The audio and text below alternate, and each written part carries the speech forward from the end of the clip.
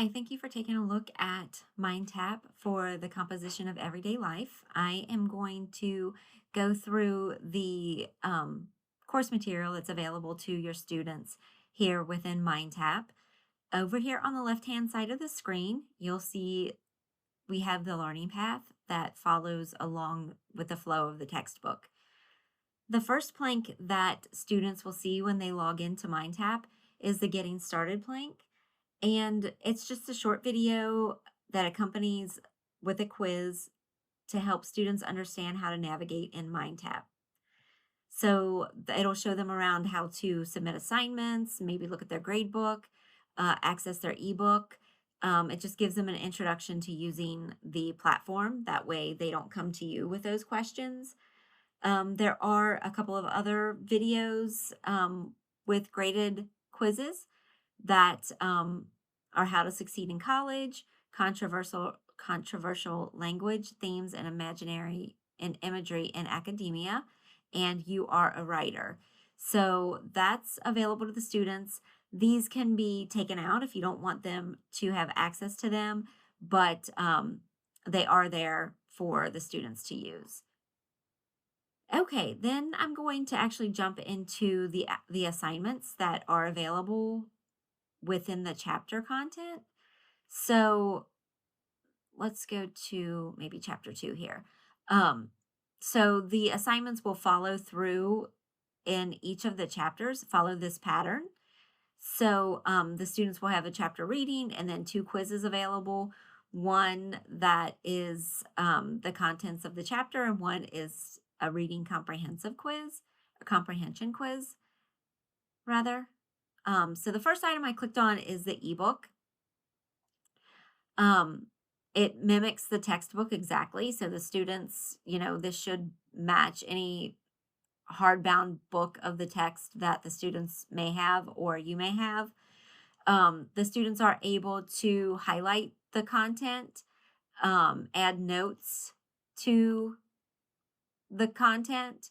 You as the instructor are able to use this orange highlight button if you like, highlight content and push that out to the students. So when they're reading through the text, they will see your notes as well. So those are features available for you and the students. There's also Read Speak that will read the written text to the students. They can change the font, add a bookmark, and print the pages of the text.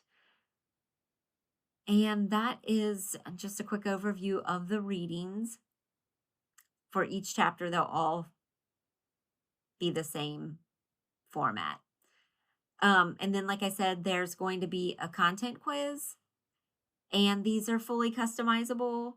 That you're able to change the grading parameters around these quizzes, change the number of questions available to the students. Yep, it looks like there's 6 questions here. Again, you're able to make adjustments to these. And then the other assignment, like I said, is the reading comprehension quiz for the reading in that chapter. And it's going to be the same format, multiple choice. Again, you're able to make adjustments to those as far as the grading parameters and the number of questions that you may want the students to have. Okay, so I'm going to click out of that. And then, like I said, this will follow the same format throughout the chapters of the text. Okay, so the next item I want to show you is the How to Research video tutorials. So these are videos and practice activities about research and citation practices. And they provide further instructions and examples and reinforcement of the key concepts relating to the critical reading, writing processes, and evaluating sources. So let's just jump in and take a look. So this will be obviously a video. I'll let it play for a second.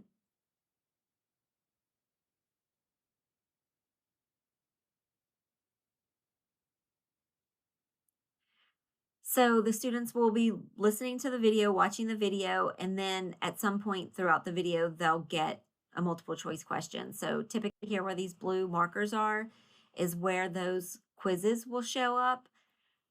Some videos have more questions, some have less. It just depends on how long the video is and the amount of content that's being covered. So you'll see a variation of that as you're clicking through the videos. So yeah, these are the helpful to the students, like I said, on learning how to do research. So I'll go ahead and close that. And then the core skills and grammar review is probably the most popular features available in the English Mind Taps. Students are able to take a pre-test to kind of see where they fall. And then again, obviously the post-test to see, how they've improved over the term. But these are tutorial videos and practice activities that provide grammar, writing, and research support and remediation. So we'll just click into one here and take a look. So there'll be a video tutorial, a reading, and then a multiple choice quiz or test at the third activity. So we'll just jump in and take a look here. Again,